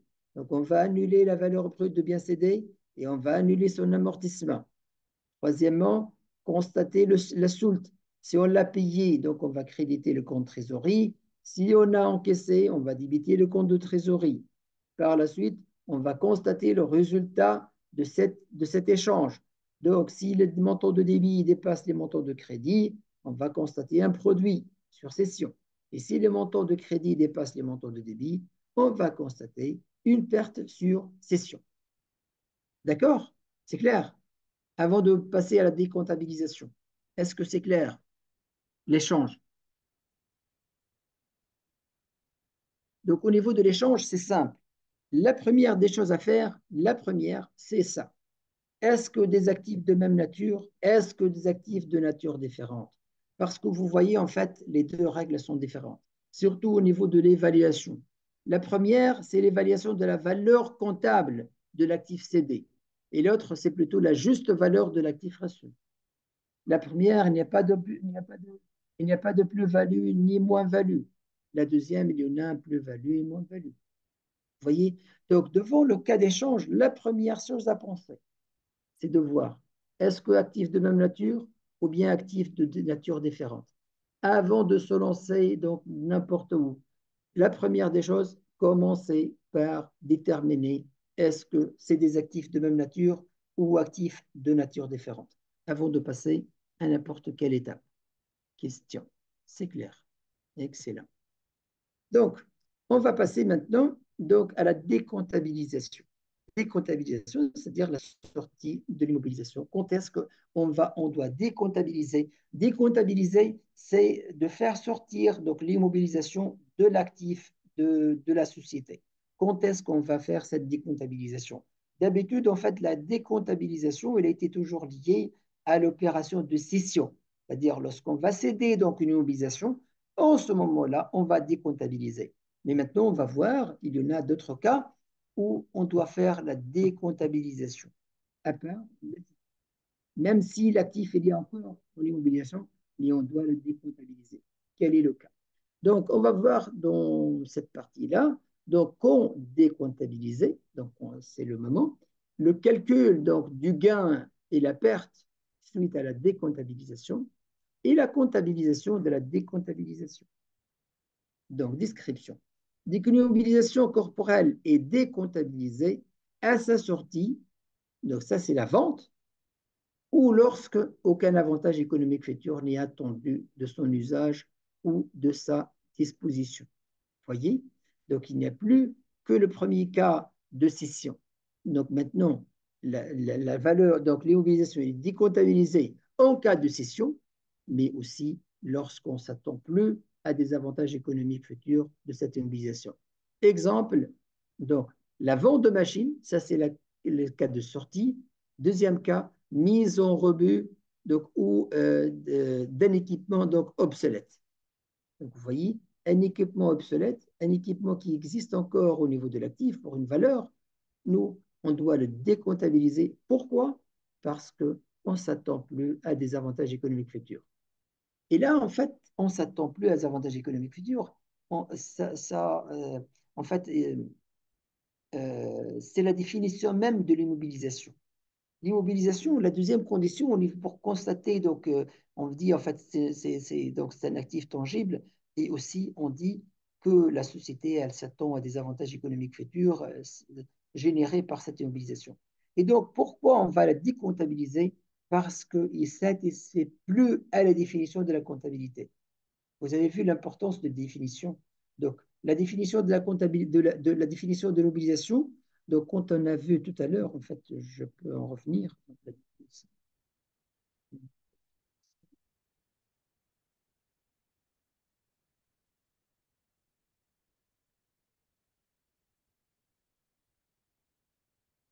Voilà.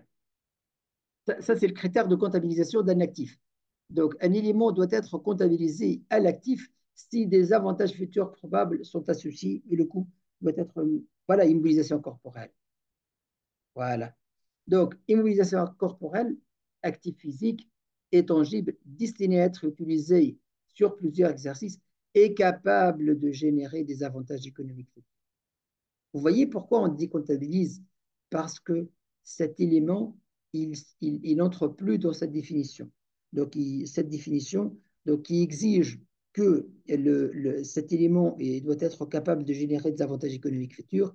Dans notre cas, l'actif, il est donc mis en rebut parce qu'il est obsolète, il n'est plus fonctionnel et on ne s'attend plus à générer des avantages économiques futurs. Donc, calcul de gains et de pertes. Gains et pertes résultant de la décomptabilisation. La différence entre le produit net de la, le produit net de la disposition et la valeur comptable de l'actif au moment de la sortie. C'est-à-dire, exemple, donc une machine avec une valeur comptable de 5 000 est vendue à 7 000. Quand on dit valeur comptable, valeur nette comptable, je veux dire. C'est-à-dire la valeur brute, moins les amortissements. Ils sont à 5 000 et il est vendu à 7 000. En ce moment-là, on peut dire qu'on a réalisé un gain au moment de la décomptabilisation pour 2 000. Et on va voir tout à l'heure l'écriture comptable qu'on va utiliser. Suppression de l'actif. Donc, comptabilisation, donc suppression de l'actif, éliminer la valeur de l'actif, de la valeur comptable de l'actif de bilan. Reconnaître un gain. En fait, ça, c'est la décomptabilisation. Donc, on va faire sortir, donc on va créditer le compte immobilisation. On va débiter le compte amortissement. Donc, il va reconnaître du gain ou de perte. Donc, comptabiliser le gain ou perte dans le compte de résultat. Exemple pratique. Donc, pour la vente de la machine, débit de compte immobilisation corporelle pour 5 000, on va créditer, c'est le cas, en fait, l'exemple précédent. Donc là, on a vendu pour 7 000 une immobilisation qui vaut 5 000, qui est comptable, valeur note comptable, il est pour 5 000. Donc, on va débiter le compte immobilisation. Ce n'est pas pour 5 000, là, en fait, on doit constater les amortissements. Sauf s'il s'agit, par exemple, d'un terrain qui n'est pas amortissable. Mais là, en fait, il nous dit d'une machine. Donc, plutôt, on doit débiter le compte, on doit créditer le compte immobilisation pour la valeur brute. On doit débiter le compte amortissement, donc pour le cumul de l'amortissement. On doit constater le compte de débit en débit, on constater pour le montant encaissé, donc de la vente, et la différence va être constatée en perte ou bien un gain sur cession. Donc, lorsque la valeur la valeur de vente ou de sortie d'une mobilisation de l'actif. Ah, lors de la vente ou la sortie. Bien. Donc voilà, c'est ça en fait. On va débiter le compte trésorerie, on va débiter le compte d'amortissement et on va constater donc le compte de charge en cas de perte. On va débiter le compte immobilisation. Aussi, on peut compter, on peut créditer le compte produit net sur session 736 en cas de produit. On va voir l'exemple. Voilà. Vente avec moins-value et vente avec plus-value. Donc, vente moins-value, en fait, les comptes trésorerie, amortissement et immobilisation sont les mêmes. En fait, on va débiter trésorerie pour le montant encaissé, on va débiter amortissement pour le cumul des amortissements réalisés, on va créditer le compte immobilisation pour la valeur brute, et par la suite, s'il y en a donc un moins-value, on va constater une charge nette sur session. S'il y en a un plus-value, on va constater produit net sur session. Donc, le produit net sur session ou bien les charges nettes sur session, c'est la différence entre l'actif et le passif, entre les comptes de débit et les comptes de crédit plutôt, entre compte crédit et compte de débit. La différence va être constatée soit en charge si les produits sont supérieurs, donc si le crédit est supérieur au débit, soit donc en crédit si les débits sont supérieurs au crédit. Information à divulguer. Donc ça, c'est l'information à divulguer, c'est-à-dire quelles sont les informations à mettre en note concernant les immobilisations. Donc c'est dans l'esprit de normalisation. Donc, qu'est-ce qu'on va mettre au niveau de notes? On va mettre la politique comptable pour l'évaluation des immobilisations. On va dire, donc, on va faire une description de comment nos actifs sont évalués. On va mettre tout ce qui est mouvement de post-immobilisation, dit mouvement, c'est-à-dire tout ce qui est acquisition et tout ce qui est cession. Troisième élément à mettre donc au niveau de notes, tout ce qui est engagement futur, donc des engagements hors bilan, en fait, des engagements qui ne sont pas encore comptabilisés. Par exemple, on va dire donc lancement d'une commande pour l'acquisition de 2 minibus ou bien d'une mobilisation et ainsi de suite. Donc, c'est un engagement qui ne figure pas au niveau de bilan et donc on doit le mettre au niveau des notes comme étant engagement futur. Aussi, quatrième élément qu'on doit constater au niveau des notes, c'est les immobilisations en cours. Donc, les immobilisations en cours, on doit aussi les constater au niveau on doit les mettre au niveau des notes. Donc, on va entrer en détail. D'accord? Voilà. Politique comptable. C'est quoi politique comptable? Description des politiques comptables adoptées donc, pour l'évaluation des mobilisations corporelles, y compris les méthodes d'amortissement et la durée de vie utilisée et la durée de vie utile estimée. Exemple de politique divulgation de l'adoption de la méthode d'amortissement linéaire pour le matériel de bureau pour une durée de vie utile de 5 ans. En fait, en fait, la politique, pourquoi en fait on doit déterminer, on doit mettre ça? En fait, parce que en cas de changement de ces méthodes de comptabilisation, méthodes d'évaluation, méthodes le commissaire, même le comptable, en fait, on doit déterminer l'incidence de changement de méthode. C'est pourquoi, en fait, on doit décrire la méthode qu'on a utilisée pour déterminer, pour évaluer les immobilisations ou bien pour calculer aussi les amortissements. Donc, mouvement de poste d'immobilisation, donc une analyse de mouvement dans le poste d'immobilisation corporelle pendant la période, y compris les acquisitions, les cessions, réévaluation et dépréciation. Tout ça, en fait, on va le trouver normalement dans le tableau d'amortissement. Donc, tout ce qui est entrée, tout ce qui est sorti, tout ce qui est réévaluation, ou bien tout ce qui est dépréciation. Donc, tableau de récapitulatif des acquisitions de nouveaux équipements, de cessions d'actifs et des ajustements pour dépréciation. Ça aussi, des informations à mettre au niveau des notes à propos des immobilisations. Les engagements futurs, donc les informations sur les engagements futurs, pour l'acquisition d'une mobilisation corporelle non encore comptabilisée au bilan. Exemple de fixation des contrats signés pour l'achat d'équipements supplémentaires pour un montant total de 100 000. Donc l'information, on doit l'ajouter au niveau de notes, partie engagement futur. Immobilisation en cours, donc le détail des immobilisations corporelles en cours de construction ou de développement qui ne sont pas encore prêtes à être mises en service. Exemple, mention des dépenses engagées pour la construction d'un nouveau bâtiment de production non encore achevé à la clôture de l'exercice. Ça aussi, la quatrième partie à mettre au niveau des notes aux états financiers. Ça, c'est le tableau comparatif dont je vous ai en parlé, tableau comparatif entre la norme comptable 5 et l'IAS 16. Et donc, vous allez voir, en fait, au niveau de définition, de reconnaissance, d'évaluation initiale, d'évaluation ultérieure, de dépréciation, c'est pratiquement identique, similaire, très similaire. Il y en a vraiment quelques particularités qui ne sont pas similaires. Mais dans la grande partie, donc pratiquement 95, 98, 97% des c'est identique entre les deux. D'accord? Et voilà, on a finalisé en fait donc la partie donc immobilisation, donc immobilisation corporelle. Malheureusement, donc, il ne reste pas de temps, mais en fait, je vais vous montrer ce qu'on va faire donc la prochaine fois. Voilà. La prochaine fois, en fait, qu'est-ce qu'on va faire? On va utiliser, donc on aura des documents Excel qu'on va utiliser. Donc, ce sont des outils Excel, des tableaux Excel qu'on va utiliser pour justifier les comptes des immobilisations, pour se préparer donc à l'audit des comptes des immobilisations. Là, on va voir en fait les techniques qu'on va utiliser, donc à partir de l'examen analytique.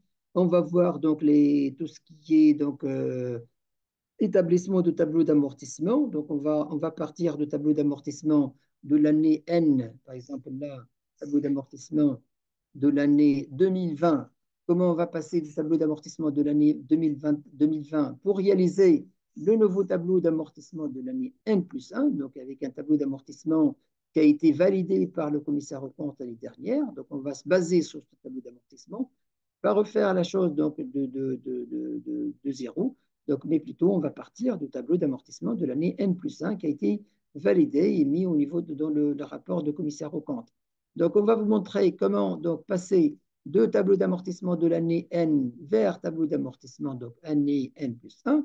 On va faire aussi donc, tout ce qui est rapprochement qu'on doit faire donc, entre tableau d'amortissement et les éléments de l'actif, en fait, tout ce qui est le total d'immobilisation actif immobilisation corporelle ou incorporelle au niveau de bilan et au niveau des tableaux d'amortissement.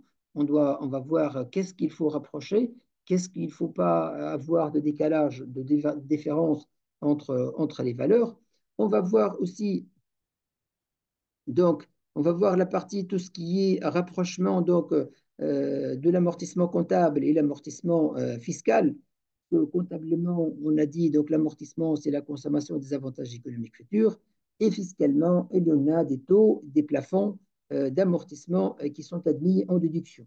Et par conséquent, donc, il y aura une différence entre le montant de l'amortissement comptable et le montant de l'amortissement fiscalement autorisé.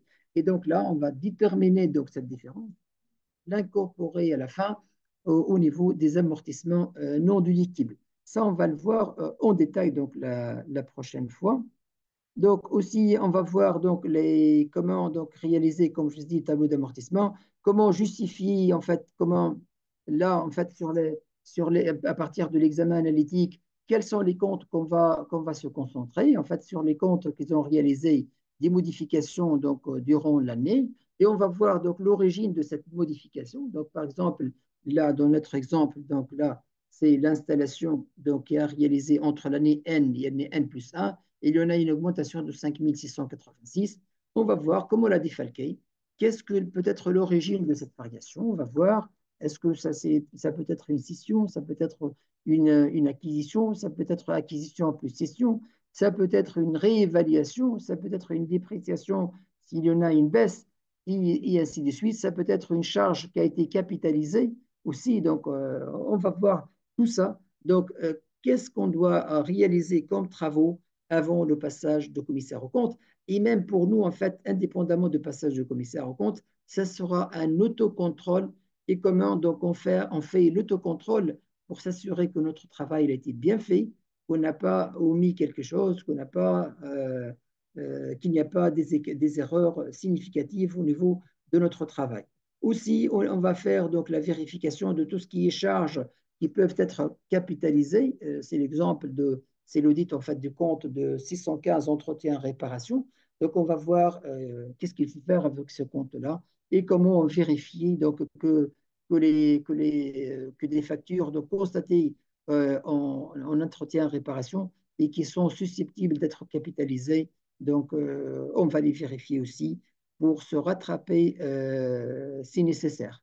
D'accord? Aussi, on va se rappeler donc de la valeur d'entrée des immobilisations pour se préparer, aussi parce que le commissaire aux comptes, quand il va passer, donc nous, on a vu donc au niveau des immobilisations corporelles, quels sont les coûts qui sont inclus. Donc, on a vu que c'est le coût d'achat, on a vu que sont les coûts inhérents donc, à la mise en on a vu l'estimation l'estimation de coûts de démantèlement et ainsi de suite. Et donc, on doit se préparer et pour se préparer, donc, la valeur avec laquelle on a constaté l'immobilisation, on doit garder une traçabilité, on doit laisser garder une documentation sur cette valorisation. Donc, on va vous montrer comment se préparer donc à ces contrôles-là, comment vous soyez méthodique et vous soyez prêt et vous gardez toujours donc une traçabilité sur le travail que vous avez réalisé et que votre travail a été réalisé d'une façon professionnelle que toute autre personne peut utiliser ce travail-là. Voilà, c'est ça notre objectif. Et ce sera toujours de la même façon. On va toujours donc prendre donc la norme, on va la détailler, on va la comprendre parce que tout est basé sur la norme. Donc on peut pas en passer. On ne peut pas ne pas commencer par la norme parce que la norme, c'est elle qui va nous donner le champ d'application, c'est elle qui va nous donner les définitions, c'est elle qui va nous donner la valeur, comment la calculer cette valeur, qu'est-ce qui est inclus, qu'est-ce qui n'est pas inclus. C'est elle qui va nous donner quelles sont les informations à communiquer au niveau des notes. En fait, et ces conditions-là et ces exigences-là, c'est ce qu'on doit respecter dans notre travail en comptabilité et même en audit, la même chose, en fait, on va vérifier le respect de ces normes-là. Et donc, toujours, donc, fait, module par module, chaque module, on va voir la partie normes et par la suite, on va voir la partie justification des comptes et vérification de comptes à travers ces outils, donc, ces outils Excel. Voilà, en fait, cette séance donc, est terminée. Donc, si vous avez des questions, je suis à votre disposition pour vous écouter et pour répondre à vos questions. Donc, est-ce que vous avez des questions?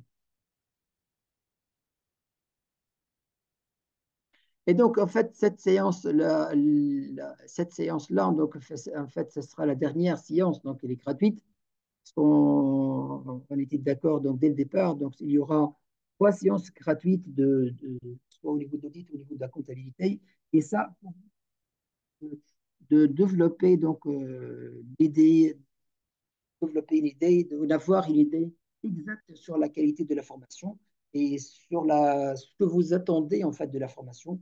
Et s'il y en a donc une correspondance, une coïncidence entre ce que vous attendez et la qualité que vous avez trouvée, certainement donc vous allez donc continuer au niveau de la formation.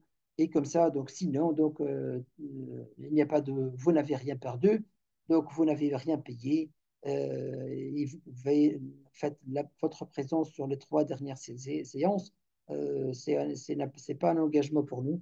Et, vous êtes engagé en rien.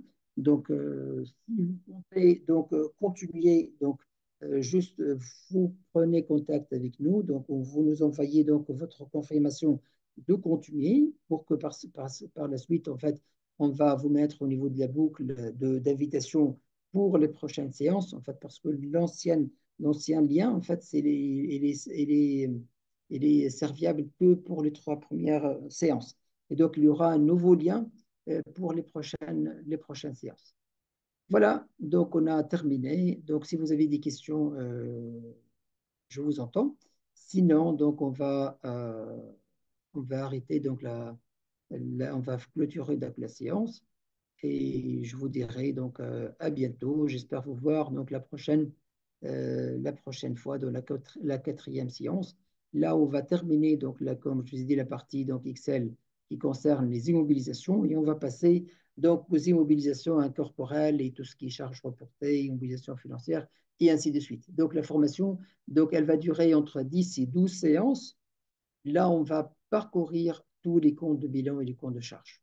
Donc, on va parcourir tous les comptes de bilan et comptes de charge. Comme ça, on a une certitude que vous avez des nouvelles compétences et que votre formation devient, donc en fait, il est bien développé. Vous avez beaucoup de compétences pour donc entamer une carrière de comptabilité ou bien en audit avec beaucoup de bagages. Voilà. Donc, c'est ça notre objectif, comment vous transférez l'expérience qu'on a accumulée. Est-ce que vous avez des questions?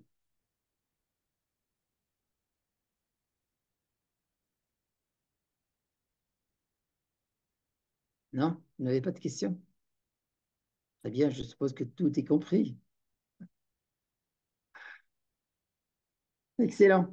Donc, je vous souhaite bonne soirée et j'espère donc vous voir, Inch'Allah, dans la prochaine séance.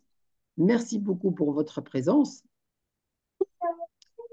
Merci beaucoup, monsieur. Merci. Vraiment, j'ai été éclairé par beaucoup de choses. Merci. Très bien, merci beaucoup. Merci beaucoup. Merci. Merci beaucoup, Aïch Kayoub. Merci beaucoup. Merci beaucoup.